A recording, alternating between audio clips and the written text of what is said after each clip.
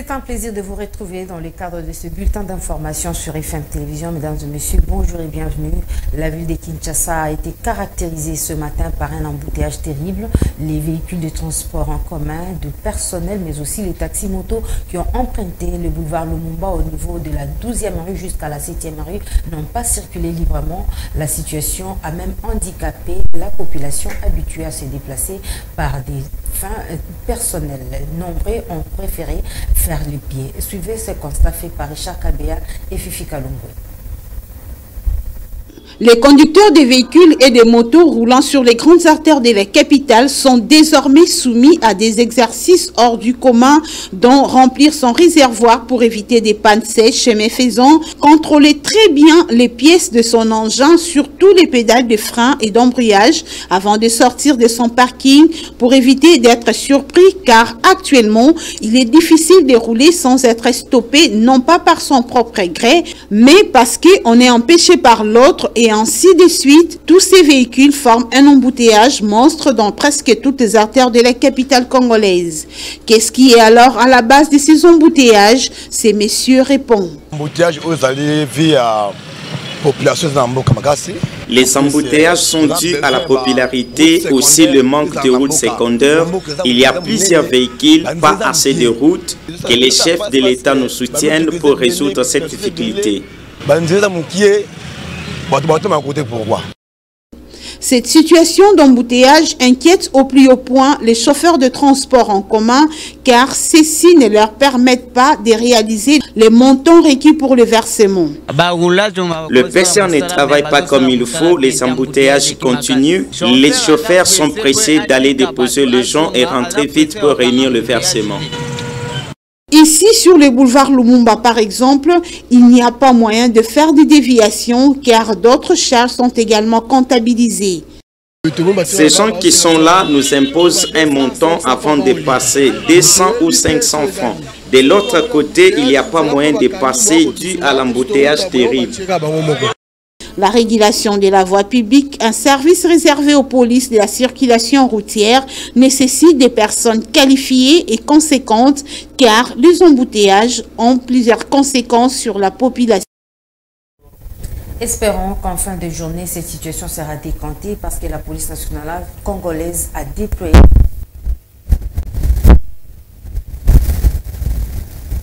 Ces statistiques ont été fournies à la presse par le médecin-chef des zones de santé de Mabo-Imbongo, le docteur Ben Kotimo. D'après la même source, au moins 140 cas de la rougeole ont été enregistrés dans cette zone de santé depuis février dernier. Au stade actuel, poursuit le docteur Ben, aucune campagne de vaccination n'a été organisée pour riposter contre l'épidémie de la rougeole qui a ressurgi dans plusieurs aires de santé de Mabo-Imbongo, entre autres Maniko, Satema, Wenengo, Kotakoli 1, Kotakoli 2, Gabon, Bokocha et Maboyi. Il plaide pour une intervention d'urgence de la part aussi bien des autorités compétentes que des partenaires pour maîtriser cette épidémie de la rougeole qui a déjà fait une vingtaine de morts dans la région. Signalons que la rougeole est une infection causée par un virus qui est traduit surtout par une atteinte du voie respiratoire. Toutes nos excuses pour cet aléa technique. Vous venez là de suivre un reportage lié aux 28 cas de décès dus à la rougeole dans la zone de santé de Mabo-Imbongo. Nous sommes là dans la province du Nord Ubangi. Hors de nos frontières, la Corée du Nord est frappée par la pénurie des médicaments avec comme effet collatéraux plus d'1 million de cas de fièvre et 50 morts. Détail avec Monica Makaba. Le fait que la Corée du Nord manque de ressources médicales est loin d'être une surprise. Mais lorsque c'est le leader nord-coréen en personne qui l'affirme, cela devient d'autant plus significatif. Le dimanche, Kim Jong-un a décrété la mobilisation de l'armée pour faire face à la pénurie de médicaments. Car en croire les médias d'État, les pharmaciens ne seraient pas équipés pour offrir des médicaments aux malades. Il serait actuellement plus d'1 demi-million à souffrir de fièvre, dont près de 400 000 supplémentaires dans les dernières 24 heures. Kim Jong-un a également pointé du doigt les failles de certaines institutions d'État et a décrété la mobilisation du personnel de l'armée populaire pour faire face à la pénurie. Une manière de montrer à sa population qu'il est occupé sur le front de la pandémie qu'il a qualifié de, je cite, défi le plus important du régime, fin de citation. La Corée du Nord aurait demandé à la Chine son aide pour lutter contre la pandémie. On ignore si la requête concerne des doses de vaccins, des tests ou des médicaments. Mais ce qui est certain, c'est que Pyongyang n'a pas officiellement répondu à la proposition de livraison de vaccins renouvelée ce lundi par le président sud-coréen.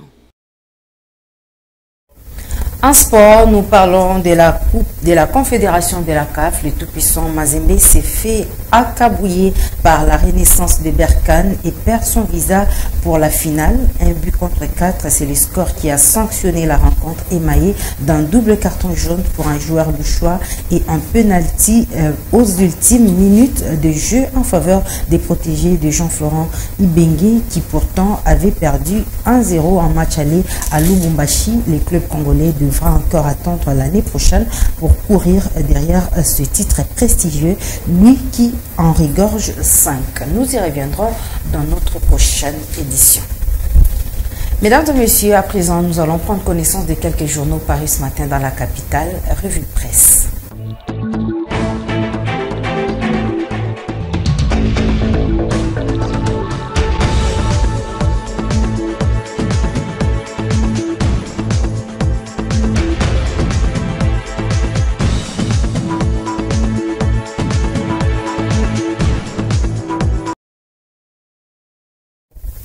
Oui, Esther Siamouni, tu me rejoins sur ce plateau pour la revue de presse. Déjà, tu as l'avenir avec toi qui titre Régie financière BCC Tshisekedi multiplie les records.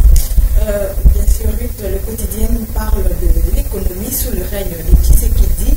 Il dit la RDC qui a passé avec satisfaction la deuxième revue du programme économique du gouvernement continue à accumuler des réserves d'échanges qui ont atteint le pic record de 3,8 millions de dollars américains. Aussi, poursuit les tabloïds à l'échange fiscal du mois d'avril 2022, les recettes mobilisées par les régies financières DGI, DGRAD et DGDA ont atteint un pic historique, soit 88% des taux de réalisation par rapport aux prévisions mensuelles de 1,821 milliards de francs. Voilà qui a poussé le président de la République à encourager le gouvernement à les ménager aucun effort pour continuer à réaliser des performances macroéconomiques. Oui, nous allons parler également de la situation sécuritaire avec le journal L'Horizon qui titre « Insécurité, Tshisekedi a des griefs contre l'armée et la police ».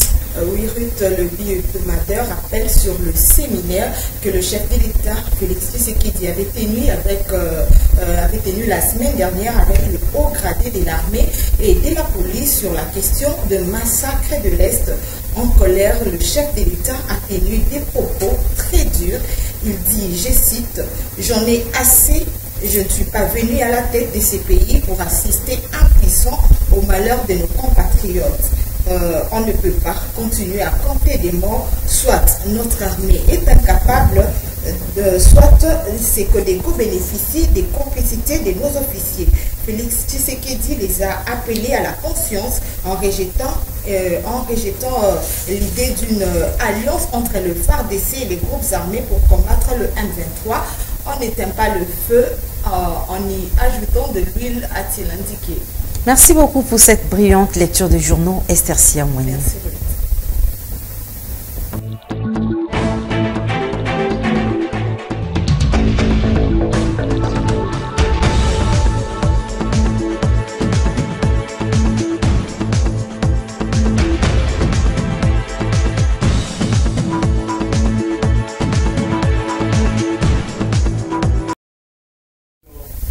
Mesdames et messieurs, ce bulletin d'information touche à sa fin. Merci de nous avoir suivis.